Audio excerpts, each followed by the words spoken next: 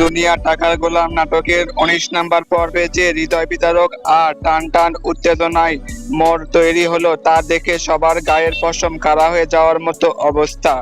একদিকে শেহজাদের স্মৃতিশক্তি রহস্য উন্মোচন, অন্যদিকে ঋতু আর ফাতেমার জীবনের চরম টানাপোড়া। কিন্তু সবচেয়ে বড় ধাক্কাটি আসলে যখন শেহজাদের দেওয়া শর্ট চেকের বিপরীতে ব্যাংক থেকে দেওয়া হলো জাল টাকা।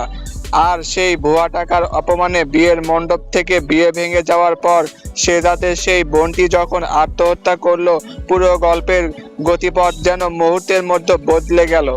শেহজাদ কিন্তু চরম এক মানসিক সংকটের মধ্য দিয়ে যাচ্ছে। শেহজাদ চৌধুরী হিসেবে তার নিজের অতীত স্মৃতি ফিরে আসলেও গোলাম হিসেবে কাটানো শেষ ৬ মাসের স্মৃতি তার মন থেকে পুরোপুরি মুছে গেছে। ঋতু তাকে স্ত্রীর মর্যাদা দাবি করে ভালোবাসার সব প্রমাণ দেখালেও শেহজাদ স্মৃতি না থাকায় এখনো দ্বিধাদ্বন্দ্বে ভুগতেছে। অন্যদিকে ফাতেমা এবং রিশাদের ভীত কেঁপে উঠেছে। ফাতেমা যে জেনে শুনে শেহজাদকে মৃত ঘোষণা করে রিশাদকে বিয়ে করেছে এবং এখন শেহজাদ স্মৃতি হারিয়ে সব জানতে পারলে ফাতেমাকে ঘরছাড়া করবে এবং মেরে ফেলতেও পারে। সেই ভয়ে ফাতেমা এখন থরথর করে কাঁপছে।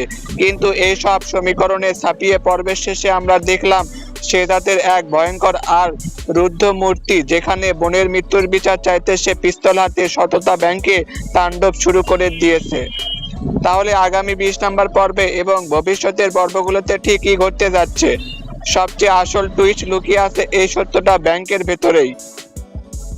দুনিয়া টাকার গোলাম নাটকের ২০ নম্বর পর্ব আসছে আগামী বৃহস্পতিবার দুপুর ১২টার পর পাঙ্কিং এন্টারটেইনমেন্ট চ্যানেলে। দর্শক, ভিডিওটি ভালো লাগলে লাইক করুন। ধৈর্য ধরে ২০ নম্বর পর্বটি দেখতে অপেক্ষা করুন বৃহস্পতিবার পর্যন্ত। ধন্যবাদ।